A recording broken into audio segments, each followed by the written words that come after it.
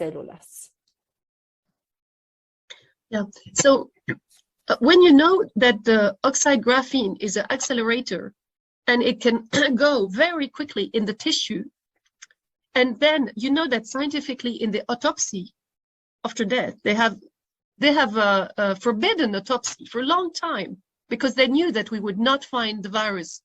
But now the scientists are looking at they are doing autopsy. So what they found is that the spike protein is not just in one place where you make the vacuna.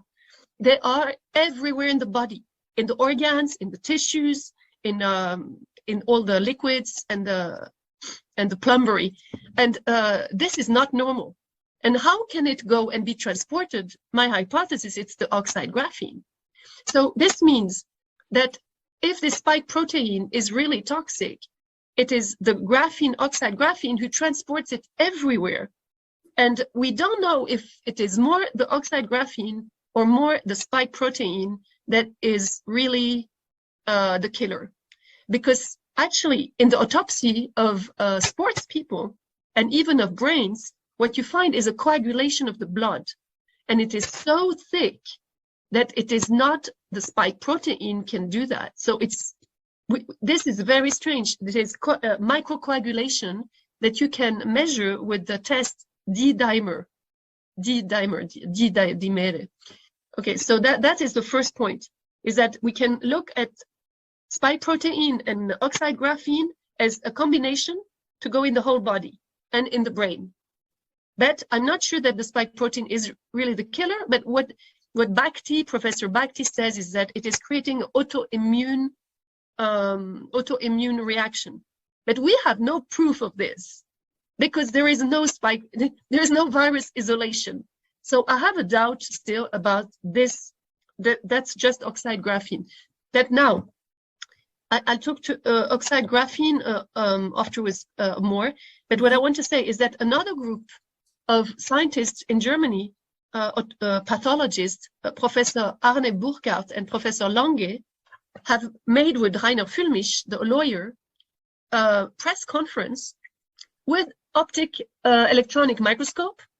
They have taken the vaccine liquid, they have showed it on the screen, and they confirmed oxide graphene, high doses. They have confirmed metal that has nothing to do in the vaccine, experimental vaccine. It is chrome and nickel. And they have found type of parasites and also a transistor.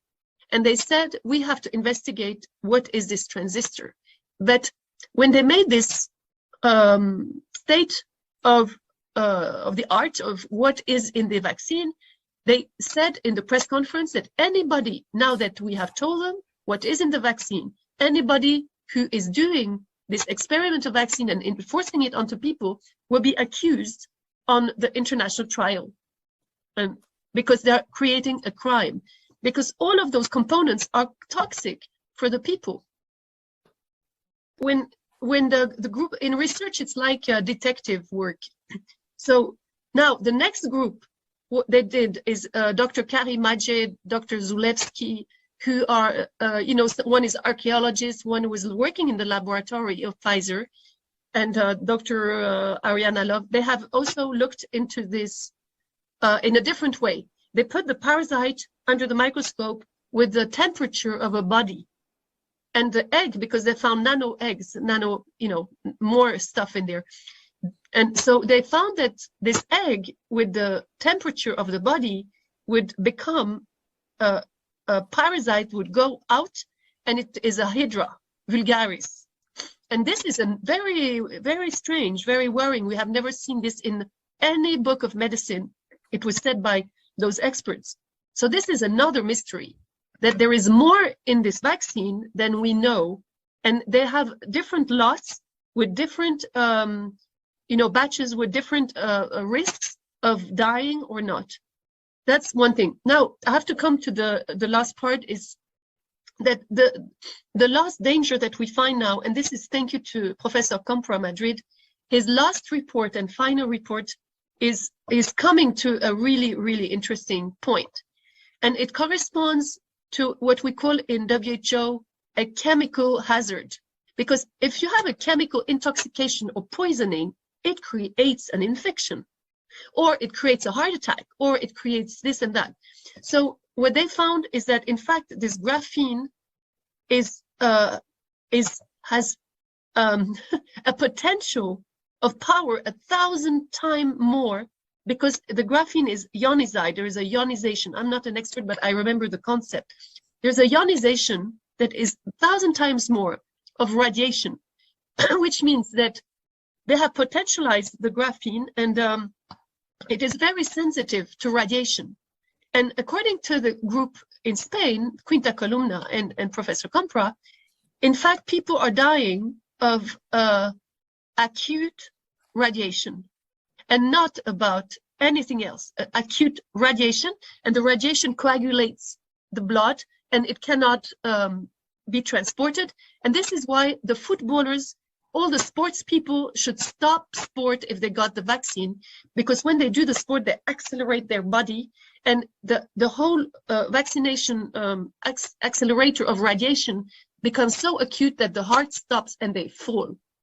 And I tell my friends who are infectiologists, who are more always talking about the infectious disease, I tell them, do you really think that a footballer who drops dead on the football terrain, did you think this is a virus that is infectious? It is not a virus. It's impossible. You cannot just die from a heart attack because of an infectious disease. It is a highly intoxicated chemical, and this, we don't know more, but I'm sure we're going to find more.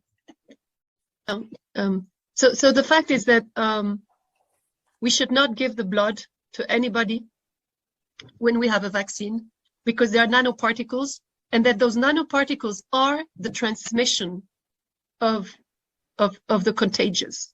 It is the vaccine and the nanoparticles that fly. We don't know yet, but what they're saying is that, in fact, those nanoparticles can be transmitted like a poison, because that's how they want everybody to mix up. We have to be very careful with the vaccinated people, because once they have vaccinated themselves with experimentally, it's transmitting it much more at the beginning.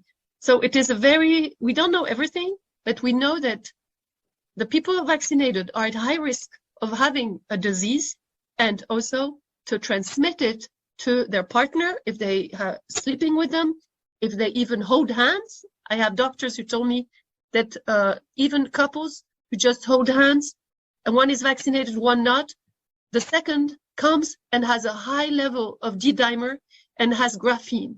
So the graphene, the nanoparticles, transmit from person to person in a very, very quick way.